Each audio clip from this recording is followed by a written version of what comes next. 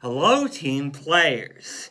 Today I would like to compare the Barbarian in Pathfinder 2e to the Barbarian in D&D 5e, and I'll let you guys decide which one is more fun. Let's start with rage in both systems. In D&D, you can rage a certain amount of times per day, based on your Barbarian level, and you can enter rage as a bonus action if you aren't wearing heavy armor. But you too gain resistance to physical damage, and more rage damage as you level. But it's always the same type of damage as the weapon you're using. You also get advantage on strength checks and saving throws. And it has a duration. It lasts until the end of your current turn unless you attack an enemy, make them make a saving throw, or use a bonus action to extend it. Now let's look at rage in Pathfinder 2e. First, you can rage as many times as you want, and you can rage for 1 minute, you fall unconscious, or the encounter ends. You gain 2 additional damage when raging,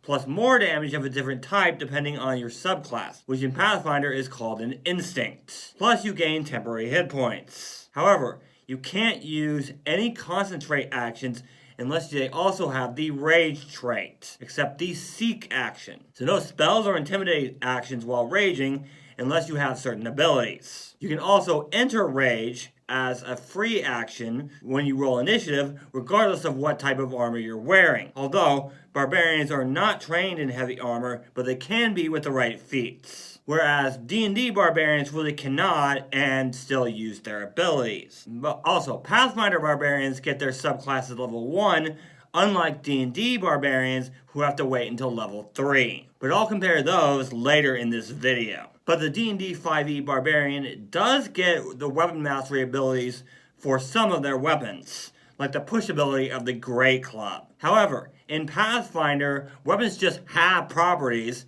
and you can use those properties as long as you are at least trained in the weapon. In addition to getting the crit specialization effects of that weapon, which everyone eventually gets no matter what class, but at different levels depending on the class. At level 2, the 5e Barbarian gets Danger Sense and Reckless Attack, so advantage on dexterity saving throws, as well as the ability to attack recklessly, giving you advantage on attack rolls, but also giving enemies advantage on attack rolls against you. The Pathfinder Barbarian gets a choice of feats at level 2, such as Intimidating Strike, allowing you to strike a target and frighten them with no saving throw, or no escape to use a reaction to move with an enemy when they try to move away from you. At level 3, the 5e Barbarian gets Primal Knowledge to become trained in another skill, and can use Strength instead of the normal modifier for certain skills. And you do of course also get your subclass at this level. I'll be comparing the subclasses that are most similar in a second. But first I need to talk about the Pathfinder Barbarian at this level. To start, the Pathfinder Barbarian's speed increases at this level rather than 5.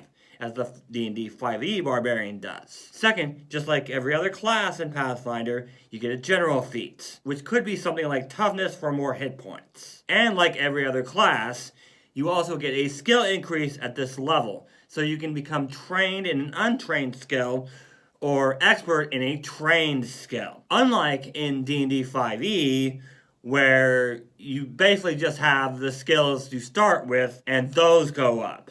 You can't really get new skills without extra feats. Also, as with all classes in Pathfinder, you get a lot more choices than the 5e as to how to build your character. You can have 2 barbarians in your party with the same subclass, but they could play completely differently, unlike in D&D 5e. You also have a few more options for subclasses than in 5e. Now, let's compare the subclasses that are the most similar in both systems, starting with Path of the Berserker. With Fury at level 3, you get more damage if you use Reckless Attack while raging. At 6th, you're immune to being charmed and frightened while raging. And with Retaliation at level 10, you can make a strike against a creature if it damages you. And you can frighten a bunch of creatures with Intimidating Presence at level 14. Now let's look at the Pathfinder Barbarian's Giant Instinct, as that is probably the closest to the Berserker Barbarian. To start, you can use a weapon built for a creature larger than your actual size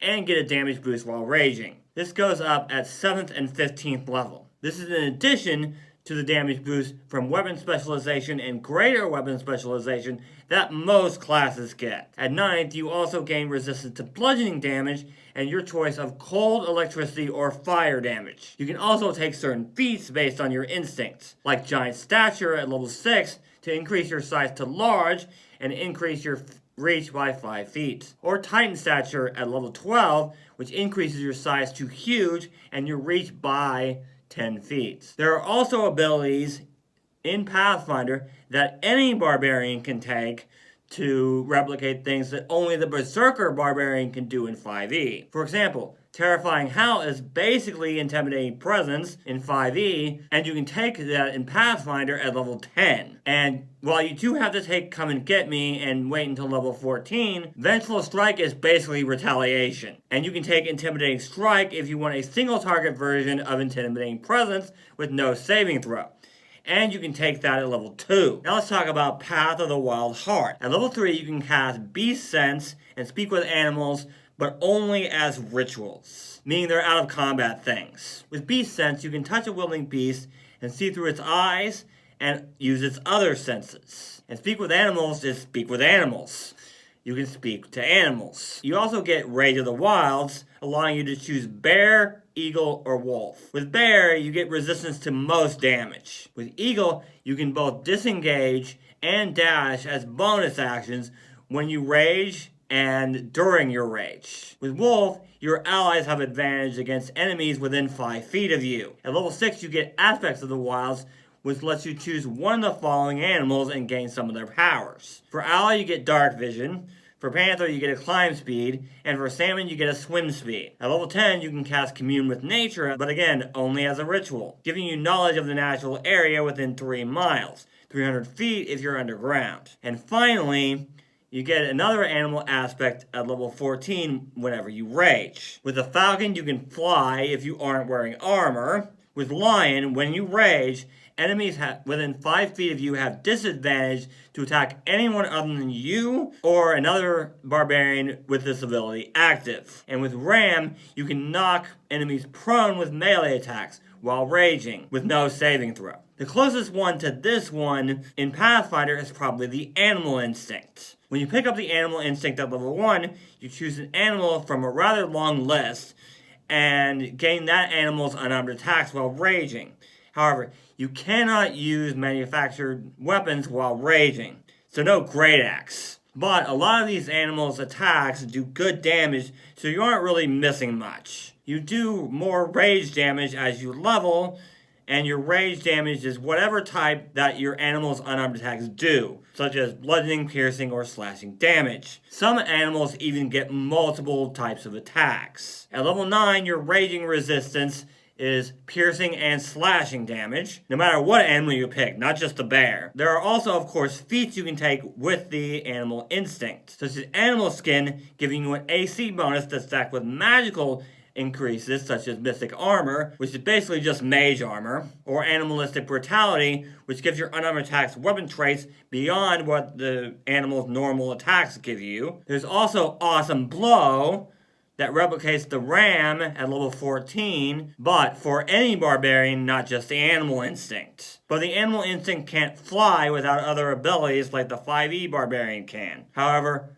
other barbarians can, but I'm not going to talk about those in this video. Now let's talk about Path of the World Tree. At level 3, you get temporary hit points whenever you rage, which of course every barbarian in Pathfinder automatically gets, but you can give someone else the temporary hit points as well, which is pretty cool. At level 6, you gain Branches of the Tree, allowing you to teleport creatures within 5 feet of you and keep them there until the end of the turn. At level 10, it's Battering Roots, which gives you 10 more reach with certain weapons, and allows you to use extra weapon mastery properties. And at level 14, you gain Travel Along the Tree, allowing you to teleport up to 60 feet when you rage, and as a bonus action while raging. In addition, once per rage, you can increase this distance to 150 feet and bring up to 6 creatures within 10 feet with you. There really isn't a barbarian that can give you all of this in Pathfinder, but I would say the closest is the bloodrager barbarian, which is kind of an offshoot of barbarian since it's a class archetype that changes how barbarian works. But essentially, You can cast spells while raging, but every time you do, you become drained 1, or increase that value, until you harvest blood, which means you must consume the blood on your weapon. Drained effectively lowers your HP and fortitude, which is con saving throws. But what's cool about the bloodrager barbarian is that you can cast either arcane or divine spells.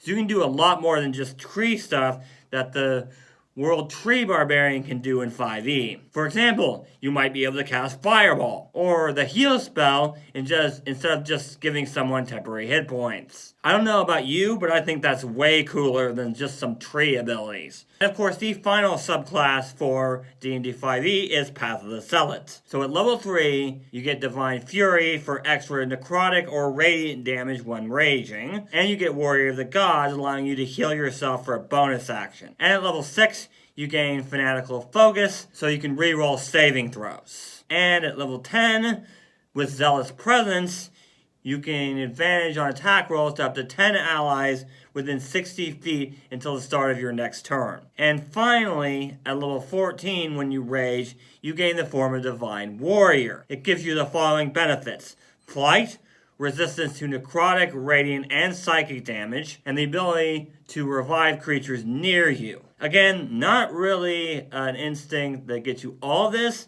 but I would say the closest is the Spirit Barbarian. It gives you extra spirit damage, which is effectively Pathfinder's version of necrotic or radiant damage, except it doesn't work on things that don't have a spirit, like constructs, and you get that while raging. While you can't heal yourself with this barbarian, you can hit incorporeal creatures while raging. And your rage counts as divine ability, much like the Path of the Zealots. Your raging resistance is the attacks and abilities of undead, no matter what type of damage they deal. And you can take feats such as Spirit Interference to make it harder to hit you with ranged attacks, or Spirit's Wrath giving you a ranged attack. And there are also abilities that give you something similar to the Path of the Zealots, such as Share Rage and Contagious Rage, allowing you to share your rage with your allies. And this is available to all barbarians, not just Spirit Instinct ones. And there are also abilities that all barbarians in Pathfinder can get